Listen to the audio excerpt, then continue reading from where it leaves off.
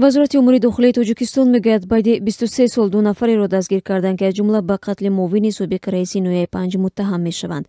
Телевизиони давлатии Тоҷикистон рӯзи 24 май барномаи Вазоратро намоиш дод ки дар он муфаттишон Саимрод Худоиеви 50 сола ва Ҳошим Азизови 43 соларо ба қатли 3 нафар, як афсари милиса, раиси ҷамоат ва муовини раиси ноҳияи Панҷ муттаҳам мекунанд.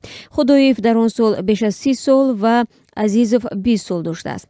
Дар гузориши кормандони Вазорат гуфта мешавад ки ин ду нафар бо ду ҳаммаслакашон ки дар қайди ҳаёт нестанд, соли 1995 дар замони авҷи ҷанги дохилӣ Маҳмад Раҷабрӯзиев афсари милисаро бо туфангча дар сари хирмани пахта куштанд ва як сол баъд Бароталӣ Ҳазратқулов раиси ҷамоати деҳоти авангарди ноҳияи Панҷро бо тири автомати Калашников дар ҷои кораш ба қатл расонданд. Ба гуфтаи муфаттишон, қатли Алиоқул Бегматов муовини раиси ноҳияи Панҷ дар соли 2000 ва баъди хатми ҷанги дохилӣ кори дасти ин ду нафар будааст. Дар ин гузориши телевизионӣ гумонбарон гӯё иқрор мекунанд ки 3 нафарро онҳо куштанд. Назари вакилони дифои гумонбаршудагон дар ин гузориш дида намешавад. Дар гузориш Саимрод Худоиевро узви ҳизби мамнӯъи наҳзати исломӣ меноманд ва ӯ ҳангоми бозпурсӣ гӯё иқрор мешавад ки аз аъзои дигари ҳизб дастур мегирифт то кормандони давлатиро бикушанд.